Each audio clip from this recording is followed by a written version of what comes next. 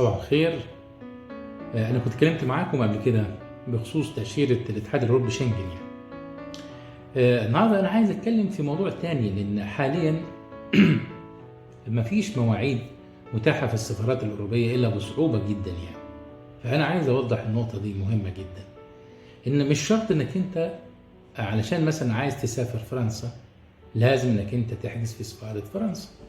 لا، مش شرط، يعني غير متاح المواعيد حاليا مثلا. طيب خلاص، قدم في ألمانيا. لما تقدم على تأشيرة شنجن من سفارة ألمانيا، بتروح بتسافر ألمانيا، بتختم الباسبور، بعد كده أنت حر. ممكن انك تدخل أي دولة في أوروبا براحتك، مفيش حدود. الكلام ده اللي احنا قلناه قبل كده.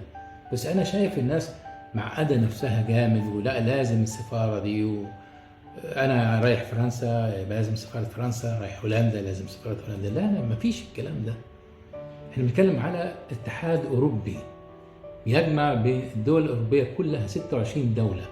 أنت حر، حر الحركة، حر التنقل، سواء كان طيران أو قطارات أو عن طريق الأتوبيسات. يعني أنت حر الحركة.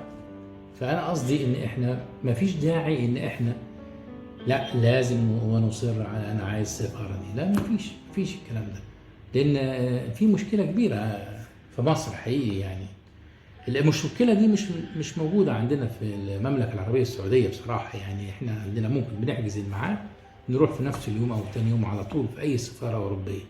لكن ما شاء الله هنا ملاحظين في مصر يعني إقبال رهيب، ومفيش مواعيد في السفارات. فده الحل الأمثل. بالنسبة لرأينا احنا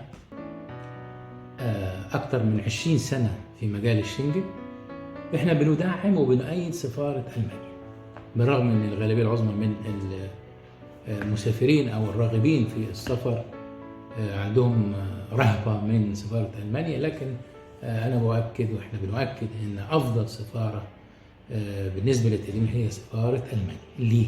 سفارة ألمانيا من اكثر السفارات اللي هي جادة، بتشوف الورق، بتدرس الورق.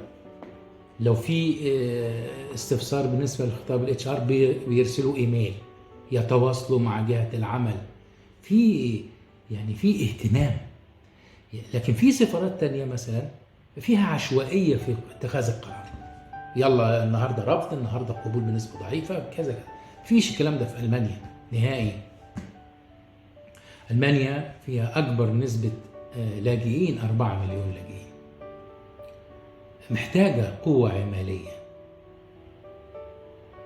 محتاجة إن إحنا نفكر صح ونمشي في الطريق الصح.